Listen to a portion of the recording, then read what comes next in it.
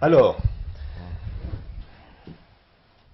il y a beaucoup de choses à dire sur Poutine, et je sais qu'il y a en plus beaucoup de personnes qui croient en Poutine. Alors, Ouais, alors vous êtes quand même un de ceux qui avait débunké Poutine, hein. Déjà en nous expliquant qu'il était citoyen d'honneur de la City, qu'il était... je fais que reprendre Ouais. des Ouais. choses tout à fait officielles. Mm. Mais Et aujourd'hui, cet acharnement contre les Russes n'a même plus l'excuse de la lutte anticommuniste.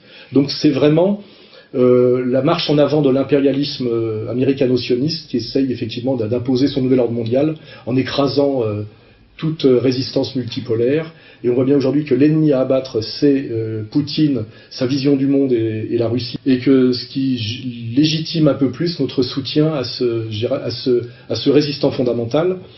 Et là, je ferai une petite remarque pour Pierre Hillard. Récemment, un diplomate américain de premier plan a bien dit que Poutine, par sa résistance à l'opération, je dirais, ukrainienne, avait trahi le nouvel ordre mondial. L'annexion par la Russie de la Crimée semble signifier la fin d'une période de 25 ans, dont la marque fut un effort pour amener la Russie à un alignement accru sur les objectifs et traditions euro-atlantiques.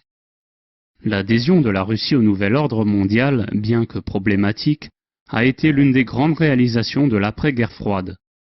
Les Américains doivent comprendre que le défi auquel ils sont confrontés est celui d'une Russie qui n'est plus intéressée par ce que l'Occident lui a offert ces 25 dernières années. La fin du nouvel ordre mondial, Christopher Hill, 21 avril 2014. Donc nous nous en réjouissons, et effectivement ça justifie qu'on ait placé un peu nos espoirs dans Poutine. Effectivement, il trahit le nouvel ordre mondial, et tant mieux. Voilà. que toute la politique de Poutine correspond au mondialisme, parce que Poutine veut... Alors, il faut lire le discours de Valdai, qui est très intéressant. Poutine veut l'instauration d'union régionale. Et ma foi, je vais reprendre ce que j'ai écrit dans une note de bas de page. Il faut que je retrouve le passage.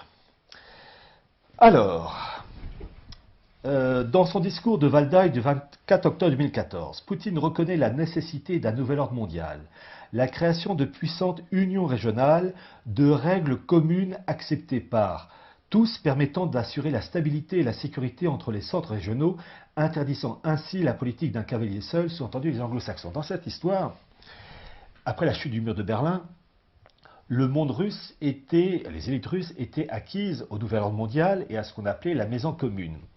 Mais les anglo-saxons ont trahi, c'est pas le monde russe, quand je dis le monde russe, les élites russes, c'est les élites anglo-saxonnes qui ont trahi les engagements pris au lendemain de la chute du mur de Berlin, puisqu'il était dit, entre autres, que l'OTAN ne devait pas progresser vers l'Est. Ouais.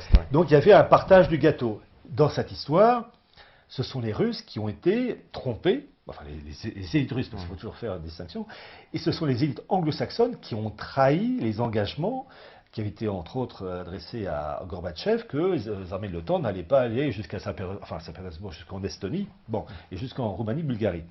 Donc dans cette histoire-là, ce sont les anglo-saxons qui marchent sur les plates-bandes des élites russes, parce que dans cette histoire du nouvel ordre mondial et de la maison commune qui avait été établie au lendemain de la chute du mur de Berlin, il y avait ce qu'on appelle une répartition des zones d'influence et des intérêts. Je te donne ça, tu me donnes ça.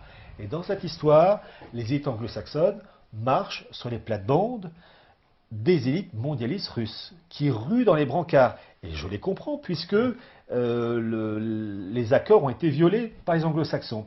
Et donc c'est ce que dit Poutine. Il dit, il faut reprendre le discours de Valdai que j'ai lu crayon à la main, qu'il veut des centres régionaux, donc stabilité et sécurité entre les centres régionaux, interdisant ainsi la politique d'un cavalier seul, sont entendus les anglo-saxons qui, en fait, veulent tout rafler. Les anglo-saxons veulent être les anglo-saxons et aussi des oligarques juifs qui sont au sein des équipes anglo-saxonnes et qui s'opposent à des élites juives qui, elles, soutiennent le monde russe. Et là, c'est très intéressant, je cite un article du Times of Israel du 5 avril 2014, intitulé, je cite, « Les Juifs de Russie et d'Ukraine sont en guerre ». Et cet article très intéressant dit que les élites juives d'Ukraine, soutenues par l'Occident, sont en guerre contre les Juifs de Russie qui, eux, soutiennent Poutine. En fait, on assiste dans cette histoire à des guerres entre clans juifs, entre les juifs libéraux, les juifs orthodoxes, Lubavitch. D'ailleurs, c'est très intéressant de savoir que c'est le rabbin Lubavitch Ber Elazar qui est du côté de Poutine. En fait, ce sont des rivalités entre clans juifs au nom de la Russie, au nom de l'Ukraine, au nom de l'Union européenne, au nom du monde anglo-saxon. Et donc, dans cette histoire, les anglo-saxons veulent rafler la mise et les élites russes veulent leur part du gâteau qui, pour le moment, se fait grignoter gentiment. Donc j'ajoute ceci, il veut à sa manière gérer efficacement le nouvel ordre mondial, pas le détruire. Il le dit bien, Poutine, dans son discours de Валдай, il ne veut pas l'anéantissement du nouvel ordre mondial, il veut au contraire le gérer. Этот опыт и в дальнейшем, как при решении локальных, так и глобальных проблем. Какой может быть правовая, политическая, экономическая основа нового миропорядка, которая обеспечила бы стабильность и безопасность и при этом поощряла бы здоровую конкуренцию, не допускала формирования новых монополий, блокирующих развитие. Et d'ailleurs, il a lancé la communauté économique eurasienne, qu'il veut Union eurasienne supranationale, document officiel qu'on trouve sur les sites de l'AFP russe, enfin bon, la version AFP russe. Mais simplement, cette union eurasienne qui veut supranationale, avec pour le moment la Russie, le Kazakhstan et la Biélorussie, eh bien, se fait bouffer par le monde anglo-saxon qui veut étendre son... En fait, c'est Océania qui bouffe le parterre d'Eurasia qu'on voit dans le bouquin de 1984. Bonjour à tous, donc voilà, aujourd'hui je vais faire une vidéo sur Poutine, la Russie et le nouvel ordre mondial, parce que j'en ai un peu ras-le-bol de voir cette pseudo-dissidence en fait appelée à soutenir Poutine, alors que Poutine en fait est complètement part du nouvel ordre mondial. C'est assez bizarre qu'on révèle pas toute la vérité. Voilà, il suffit de s'en référer aux faits, c'est pas très compliqué, de regarder un peu ce qui se passe, de regarder les éléments du passé, parce qu'on a déjà eu deux guerres mondiales, donc il y en a une troisième qui se profile, mais il faudrait peut-être un petit peu regarder ce qui s'est déjà passé pour comprendre un peu ce qui se passe actuellement. Voilà. Donc là, ça fait presque 15 ans que Poutine et Medvedev sont au pouvoir en Russie, et on sait très bien, c'est quand même pas difficile à voir, que Poutine et Medvedev sont soutenus en fait par les oligarques. Parce qu'en Russie, en fait, plus qu'ailleurs, il y a des disparités entre les riches et les pauvres. Il y a à peu près 110 oligarques en Russie qui contrôlent en fait plus d'un tiers de la richesse russe. Voilà. Il faut pas être très intelligent pour comprendre que si jamais Poutine allait contre les oligarques, et si même il allait contre le nouvel ordre mondial, Poutine serait déjà mort. Voilà. Tout le côté pseudo-chrétien, tout le côté pseudo-anticorruption de Poutine, c'est du théâtre. C'est comme l'UMP et le PS. Enfin, il y a un moment où il faut ouvrir les yeux. Il y a peut-être deux camps, mais c'est deux camps qui pensent la même chose. Voilà. Sauf que d'un côté, en fait, on a les États-Unis et l'Europe qui, en fait, sont capitalistes, mais vont vers le socialisme. Et de l'autre côté, en fait, on a donc l'URSS qui, depuis la chute du mur, va vers en fait plus de capitalisme. Voilà. Donc ça permet en fait d'arriver à une convergence, comme beaucoup de personnalités du nouvel ordre mondial l'ont dit. Ça permet en fait d'arriver à une convergence qui permettra en fait de fusionner l'Est et l'Ouest. Voilà, c'est ça la technique. En fait, le nouvel ordre mondial, c'est un système hybride qui mêle à la fois donc le capitalisme en fait pour les grands groupes financiers, les grands groupes capitalistes mondiaux, donc qui permettent en fait aux élites en fait de contrôler en fait toute la richesse mondiale. Et pour le peuple, par contre, c'est le communisme en fait. Le crash économique qui arrive en Europe et aux États-Unis, c'est bien entendu voulu. C'est pour permettre un rééquilibrage en fait avec les pays émergents. Voilà, donc c'est un peu les pays BRICS face en fait à l'Europe et aux États-Unis qui sont des pays plus riches. Donc en fait, il y a un rééquilibrage au niveau économique qui va permettre en fait d'installer une monnaie mondiale. Voilà, une économie mondiale. Donc on va voir un petit peu le cas de Poutine. Poutine, il faut savoir que Poutine est juif. Par sa mère qui s'appelle en fait Maria Ivanovna Shalomova, et son père donc qui a pour nom de famille Epstein. Donc ça a été prouvé en fait dans une interview d'un des oligarques les plus importants de Russie, qui s'appelle Abramovich. Donc dans une interview en 2005, il a dit que si Poutine le souhaitait, il pourrait être citoyen israélien. En prenant l'avion pour Paris, j'étais dans l'avion avec Alexandre Adler, qui m'a fait la grande révélation que le père de Poutine, en fait, tenez-vous bien, était un juif. Était agent du KGB, Il a notamment travaillé en Allemagne de l'Est. Voilà. Il est devenu en fait lieutenant-colonel du KGB, où il est resté jusqu'en 91. Puis il a obtenu en fait des responsabilités au Kremlin, avant d'être nommé en fait à la tête du FSB en juillet 98. Un an plus tard, donc en août 1999, il reçoit donc coup à coup beaucoup de promotions.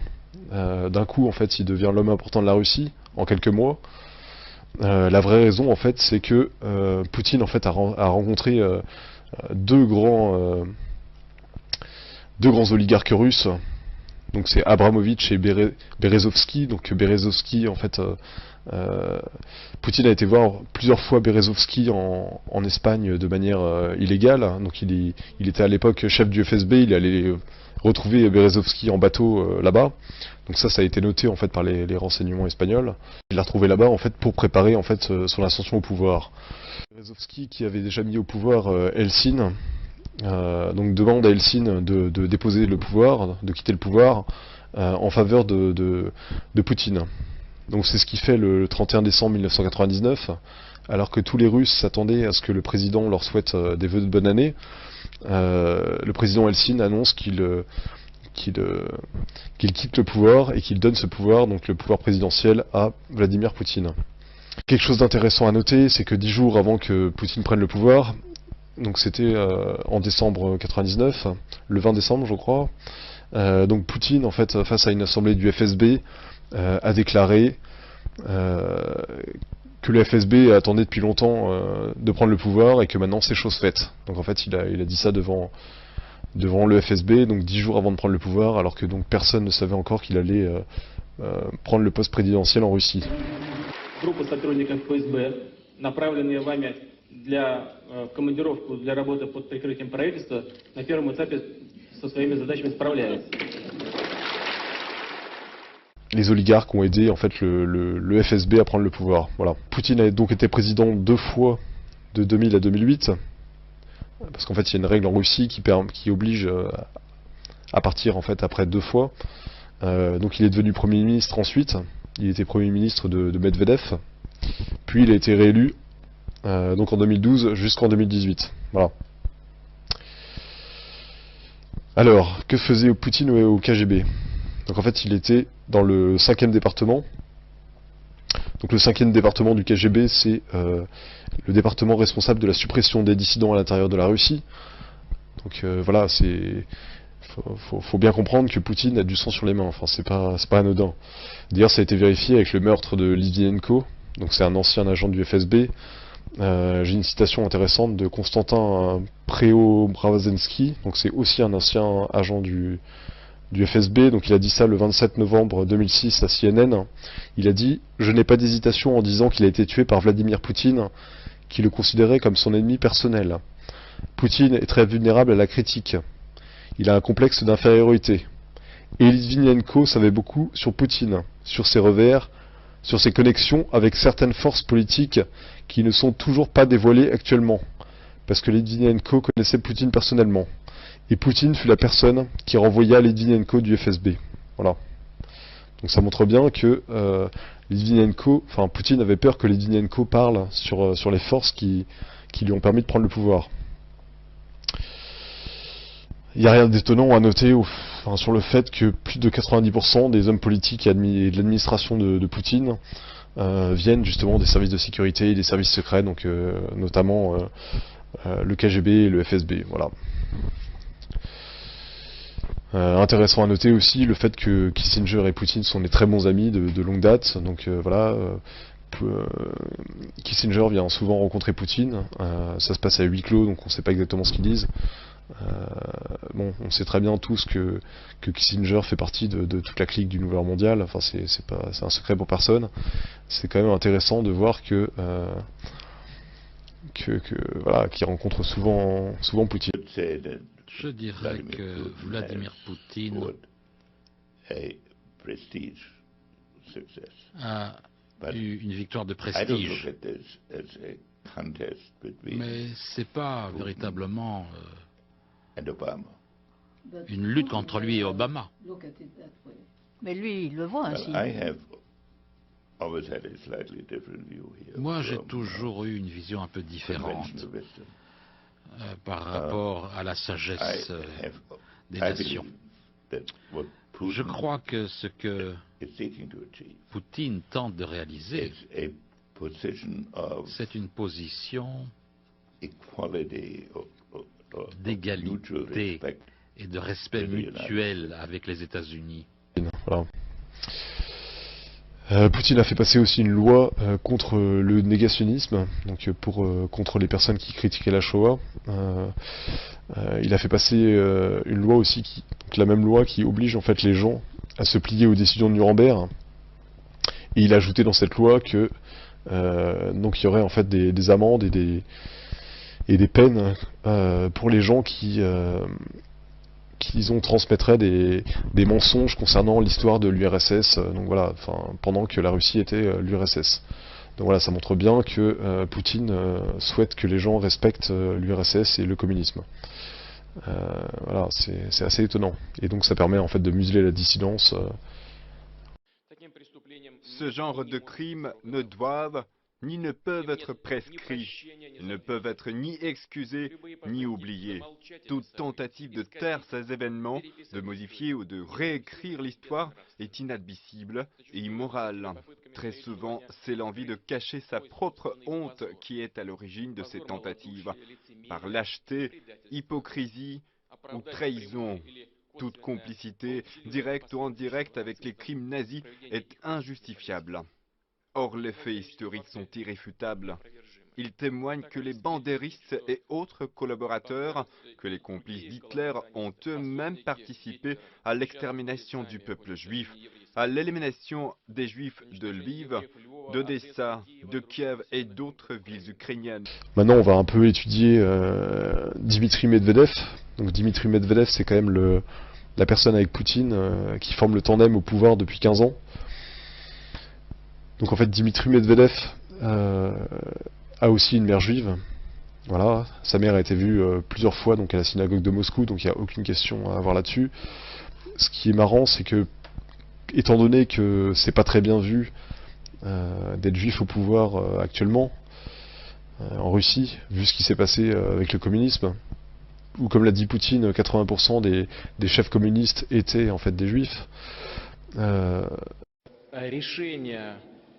О национализации этой библиотеки было принято советским правительством, первым советским правительством, и членами его являлись примерно 80-85% евреев.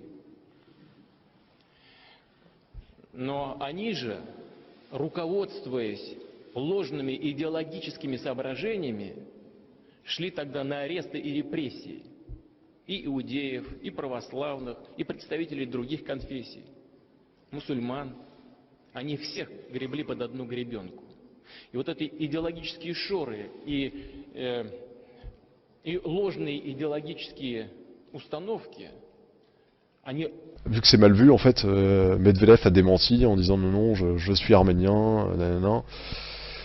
Et ce qui est drôle, c'est que les Arméniens ont immédiatement démenti en disant que non, Medvedev n'était pas un Arménien. Donc sur Medvedev, il y a aussi un autre élément intéressant à rapporter. C'est à la fin du G8, donc un G8 qui s'est passé en Italie. Donc à la fin du G8, le 10 juillet 2009, Medvedev a présenté en fait un exemplaire de la monnaie mondiale en disant que voilà, le G8 travaillait à l'installation d'une monnaie mondiale et donc qu'ils étaient fiers de travailler là-dessus, que la devise était unité dans la diversité. Donc voilà.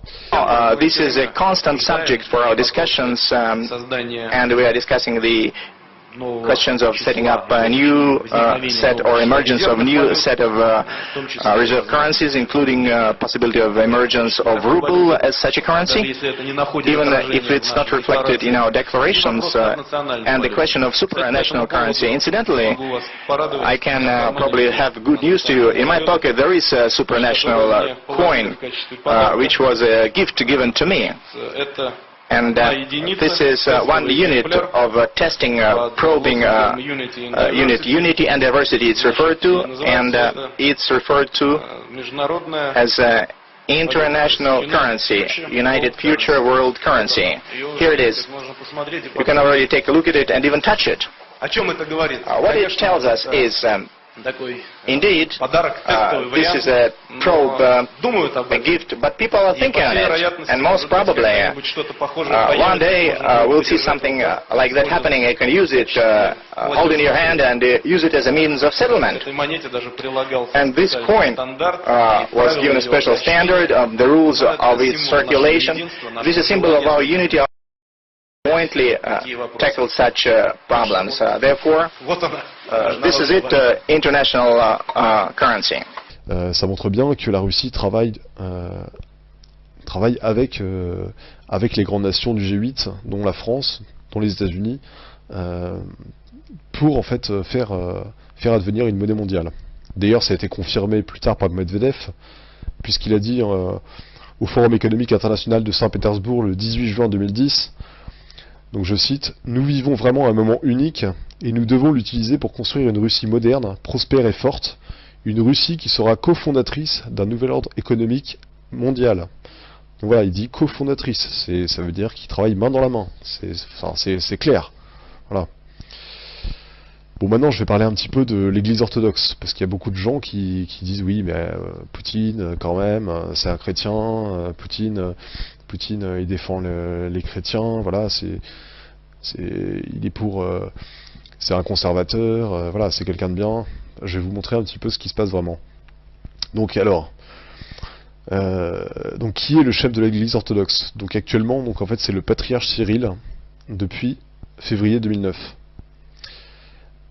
Ce qui est intéressant, c'est qu'en fait, dans les archives soviétiques qui ont été révélées, on a appris que c'était un agent du KGB, tout comme son prédécesseur Alexei.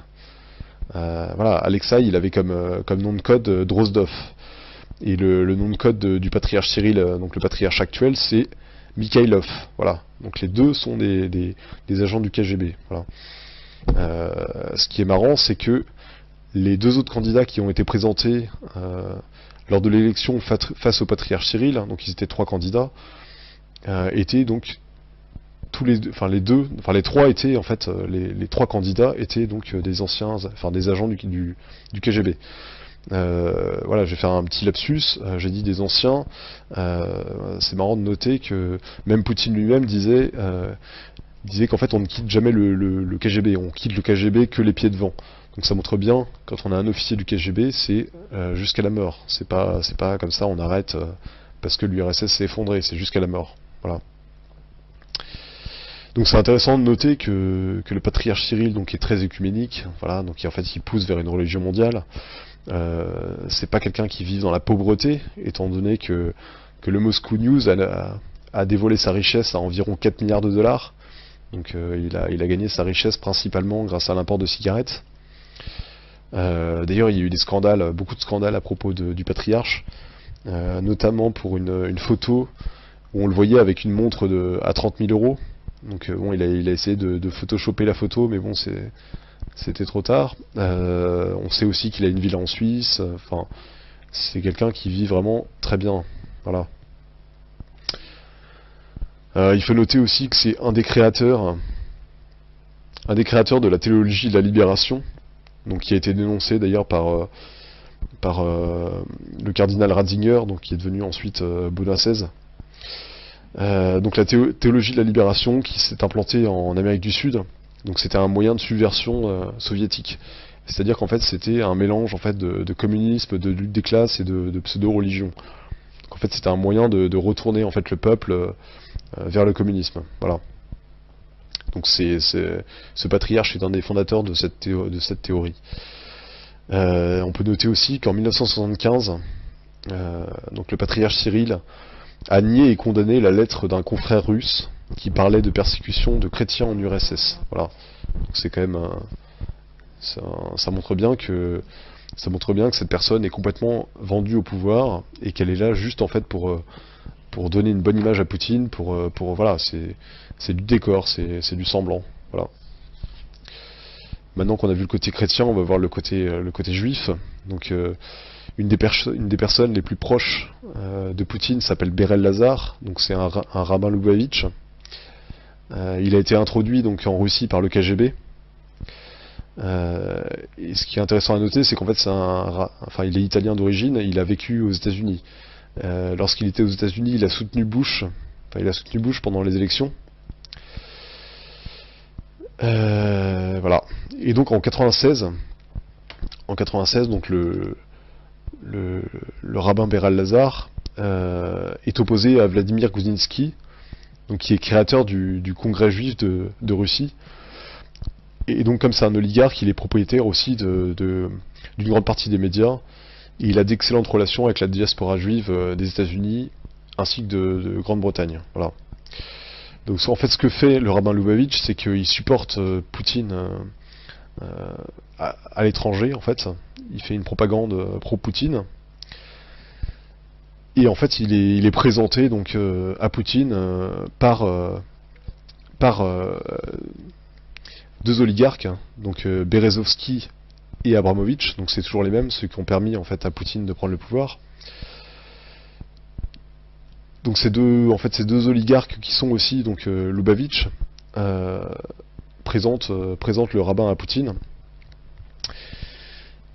Et donc Poutine ouvre les portes du Kremlin donc à Beral Lazar et au Lubavitch lors de leur fête annuelle en 2000. Donc ça ne s'est jamais vu auparavant. Il faut noter que les Lubavitch en fait sont en fait des juifs orthodoxes. Donc c'est parmi en fait les plus virulents, en fait les plus pro-messianistes. En fait c'est des messianistes pressés qui veulent agir en fait pour la venue de leur messie. Voilà, le messie juif qui n'est autre que l'antéchrist en fait pour les chrétiens. Le même jour en fait où Poutine accueille les juifs Lubavitch au Kremlin, donc le rival en fait de Beral Lazar, Goudinsky, est arrêté. Voilà. Donc ça montre à quel point on favorise les amis et voilà, ça explique pourquoi en fait dans certains cas Poutine combat les oligarques. Et en fait il combat les oligarques qui sont contre ses amis, qui sont contre ses intérêts. C'est pas les oligarques en général, c'est ceux qui vont contre ses intérêts. Voilà. Donc ensuite Poutine fait un don de 10 millions de dollars à la fédération de Lazar. Donc en septembre 2000, donc c'est un don, c'est pas avec l'argent personnel de Poutine, hein, même s'il est très riche, c'est pas avec son argent, c'est avec l'argent du peuple. Et donc ce don entraîne d'autres dons des oligarques, dont Abramovich. En fait, c'est tous les oligarques juifs qui sont de tendance Lubavitch qui donnent en fait pour favoriser leur mouvement en Russie. Voilà. Donc en fait, Beral Lazar obtient très rapidement la nationalité russe. Et donc depuis, en fait, Beral Lazar est le chef de la fédération des organisations juives de Russie. Donc c'est alors que les Lubavitch sont une minorité en Russie, donc c'est les Lubavitch qui dominent qui dominent toute la tendance, enfin tous les juifs de Russie. Voilà. Ce qui est intéressant à noter, c'est que le chef du conseil d'administration de la fédération est Abramovich. En fait, Abramovich, donc celui qui a permis à Poutine d'accéder au pouvoir, celui qui a présenté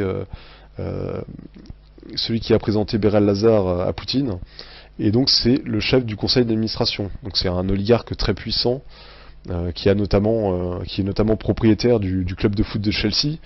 Donc voilà, Abramovich, c'est marrant parce que il a beau avoir beaucoup d'entreprises en Russie, être propriétaire de beaucoup de choses. Donc il est propriétaire du club de foot de Chelsea, il habite à Londres, et c'est intéressant de noter tout simplement qu'il est membre du comité des 300. Voilà, donc les 300 personnes qui dirigent réellement le monde. Voilà, comme Sarkozy d'ailleurs.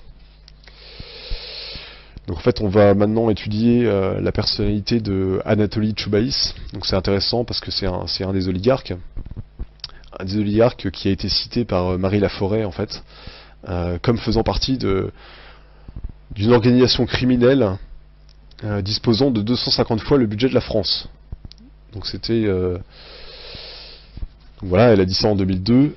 Mais quoi qu'il en soit, aujourd'hui, j'ai enfin la possibilité, après 8 ans, de dire ce à quoi nous avons tous à faire face, tous ici, nous les Français, nous avons à faire face à une organisation extraordinairement dangereuse, et le gouvernement ne peut rien y faire. Une organisation, appelons ça une organisation, qu'il y a une organisation criminelle qui, en ce moment, a à peu près à sa disposition 250 fois le budget de la France. Ouais. Vous citez le nom de Gobi et le nom de Mimran. Comment vous des Français, nous? Et alors, ce pas des Français, bien sûr que ce sont des Français. Je voudrais en rajouter deux. Ouais. Choubaïs. Ouais. Choubaïs. C'est français, ça aussi? Non, ça c'est russe. D'accord. Et Morishita, c'est japonais. Ouais. D'accord. Donc cette personne, Anatoly Choubaïs, est d'origine juive déjà. Il a une fortune d'environ $1 million, $1 milliard. Donc c'est quand même quelqu'un qui est pas pauvre. Donc c'est une figure incontournable en fait de la politique intérieure russe depuis la chute de l'URSS. C'est-à-dire que c'est quelqu'un qui a été très importante sous Gorbatchev, sous Eltsine, sous Poutine, sous Medvedev. C'est quelqu'un qui a permis en fait, la fausse transition économique en fait, qui a permis en fait aux oligarques de profiter de prendre tous les pouvoirs, toutes les places importantes en Russie. Donc en fait, de 2001 à 2008, il est président du monopole national de distribution d'électricité. Donc voilà, c'est un monopole national. Ça veut dire que c'est russe, c'est quelque part où on met pas n'importe qui. Enfin, c'est forcément le pouvoir a forcément son mot à dire là-dessus. Ensuite, depuis septembre 2008, donc il dirige le conglomérat d'État Rusano, donc chargé du développement de nanotechnologie en Russie. Donc cette décision de le placer là a été prise par Medvedev. Ça montre bien que le pouvoir en fait soutient cette personne. Enfin, c'est pas une personne opposée au pouvoir, c'est évident. C'est une personne de confiance. Voilà. Maintenant, je vais montrer un peu son côté un peu plus obscur encore. En plus du fait qu'il a été cité par Marie Laforêt. Donc alors, il est membre du conseil consultatif de JP Morgan depuis 2008. Voilà. Et membre du conseil d'administration mondial du Council on Foreign Relations, donc du CFR, depuis octobre 2012. Et il a été présent à la réunion Bilderberg en 2012. Donc voilà, ça fait quand même beaucoup. Enfin, c'est quand même marrant que d'un côté, cette personne est censée travailler pour les intérêts russes, mais d'un autre côté, participe à toutes les réunions pro-atlantistes et à toute la... Enfin, si soi-disant ces deux côtés sont l'un contre l'autre, comment ça se fait que cette personne soit des deux côtés? Enfin, il y a quelque chose qui cloche, voilà. Mais c'est pas le seul dans son cas. Hein. J'ai trouvé une dizaine d'oligarques russes qui ont participé au Bilderberg, et j'ai trouvé 6 personnalités russes, 6 oligarques qui sont membres du comité des 300. Là, on parle d'oligarques qui gagnent qui ont une fortune entre 10 milliards et 20 milliards. Enfin, c'est vraiment des gens très très très riches. Hein. Enfin, c'est pas n'importe qui. Maintenant, je vais parler un petit peu de l'Eurasie. Donc voilà, enfin l'Eurasie, c'est censé, pour certains dissidents, être le panard. Enfin, je vais vous expliquer pourquoi c'est pas du tout dans notre intérêt. En fait, l'Eurasie, c'est un des noms qu'a choisi Orwell dans son livre 1984 pour désigner donc les 3 continents. Donc les 2 autres, c'est l'Océania et l'Estasia. Dans son livre, en fait, l'Eurasie est dirigé par le néo-bolchevisme, donc c'est exactement en fait ce qui se passe maintenant. Voilà. Donc en fait c'est juste un des blocs continentaux. Enfin c'est la technique des élites en fait au lieu de directement en fait passer des pays à une union de tous les pays en gouvernement mondial, en fait ils y vont par étapes, c'est-à-dire qu'ils font plusieurs grands blocs continentaux pour fusionner ensuite ces blocs. En fait c'est l'étape où on est actuellement. C'est pour ça qu'on parle beaucoup du marché transatlantique, du marché transpacifique, de l'ALENA, du Mercosur, de l'Union Européenne, des BRICS. Voilà, l'Eurasie c'est juste un des blocs supplémentaires, ça permet de brouiller les cartes des nations, ça permet de faire croire que les nations s'est dépassées. Voilà, c'est juste ça. Donc cette théorie géopolitique, en fait, c'est surtout Dugin qui est connu pour en parler. En fait, c'est beaucoup plus ancien. En fait, Dugin, pour moi, c'est un Brzezinski russe. C'est-à-dire que c'est un théoricien de la lutte contre contre de l'atlantisme, alors que de l'autre côté, on a un Brzezinski qui est théoricien de l'expansion atlantiste. Moi, personnellement, ça me rappelle beaucoup la Deuxième Guerre mondiale, où on avait deux camps qui étaient inspirés d'un côté par Marx, donc pour le côté russe, et d'un côté par Nietzsche pour le côté allemand. Voilà. C'est-à-dire qu'on avait à chaque fois, c'est des feux théoriciens qui viennent en fait donner une idéologie pour permettre en fait aux gouvernants d'être suivis par la foule. Voilà, c'est un peu pour vulgariser l'idéologie et être suivi, enfin permettre une propagande plus importante et plus ciblée sur le peuple. Voilà. Moi, j'ai noté aussi personnellement que le symbole du mouvement eurasiatique de Dugin était donc une étoile à 8 branches. Donc c'est un symbole occulte connu qui est appelé l'étoile du chaos. Donc c'est quand même marrant de choisir un symbole occulte comme ça. On sait également que le parti eurasiatique est financé par le Kremlin et que Poutine est très proche de Dugin. Voilà. Il faut noter aussi que ce qu'a dit Dugin dans une de ses interviews, donc il dit qu'en fait il faut une grande mission pour la Russie, et qu'en fait cette grande mission est que la Russie envahisse l'Europe. Voilà. Depuis de nombreuses années, je réfléchissais au problème de l'idée nationale.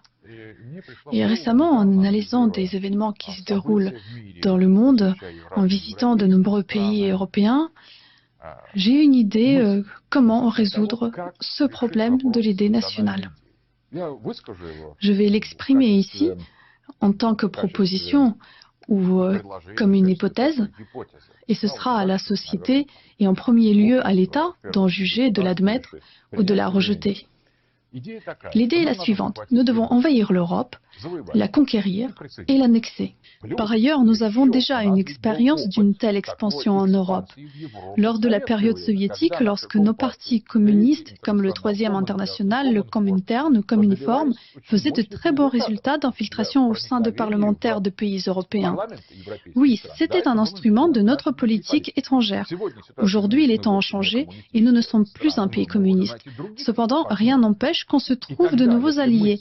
Actuellement, si nous proposons comme une idée nationale l'annexion de l'Union européenne par l'Union eurasienne, l'expansion vers l'Europe, alors nous pourrons vraiment nous réunir autour d'un but véritablement grand. Vous vous rendez compte? Annexer l'Europe, ça c'est russe. Je l'expliquerai plus longuement dans une autre vidéo, mais en fait ce plan-là, c'est le plan du KGB, c'est un plan à long terme. Et en fait ce que dit Dugin en fait n'est que le reflet de la pensée du KGB. Voilà, c'est juste ça. Je vais parler rapidement maintenant des BRICS. Voilà, les BRICS, donc c'est le Brésil, la Russie, l'Inde, la Chine et l'Afrique du Sud. Voilà, ce bloc-là en fait fait des fréquents appels à installer un nouvel ordre mondial. Il parle aussi en fait de changer la monnaie de réserve du dollar pour installer leur monnaie. Ça c'est juste aussi une propagande pour familiariser les gens avec le fait que le dollar c'est terminé et qu'on va passer à quelque chose d'autre. En fait on va passer à une autre monnaie qui sera en fait soi-disant amenée par le bon côté, c'est-à-dire le côté russe et chinois. Donc en fait il faut bien comprendre dans cette perspective, c'est l'Est en fait, l'Est où le soleil se lève, c'est le renouveau. La Banque centrale russe fait partie des 60 banques centrales sous le contrôle de la Banque de règlements internationaux. Donc en fait cette banque, c'est la banque centrale des banques centrales. La Russie en fait partie depuis 1996. Donc c'est-à-dire que tous ces flux monétaires sont complètement dirigés par cette banque. C'est-à-dire que la Russie ne peut pas faire ce qu'elle veut. Si jamais l'Ouest trouve que la Russie va trop loin, il peut la couler en 2 minutes. Vu que étant donné que cette banque dépend principalement à la base de la Banque d'Angleterre et de la Banque de France, on peut très bien couper les vivres en fait à la Russie. C'est absolument pas ce que veulent les élites. Enfin, c'est pas du tout. C'est pas du tout ce qui est voulu. Cette banque des règlements internationaux, comme l'avait dit Quigley dans son livre, c'est vraiment l'apex, enfin c'est le sommet du système. C'est vraiment eux qui dirigent tous les rênes financiers. En guise de conclusion, en fait, je dirais que Poutine est à la fois donc la marionnette des rabbins Lubavitch, puisqu'ils lui ont permis de prendre le pouvoir.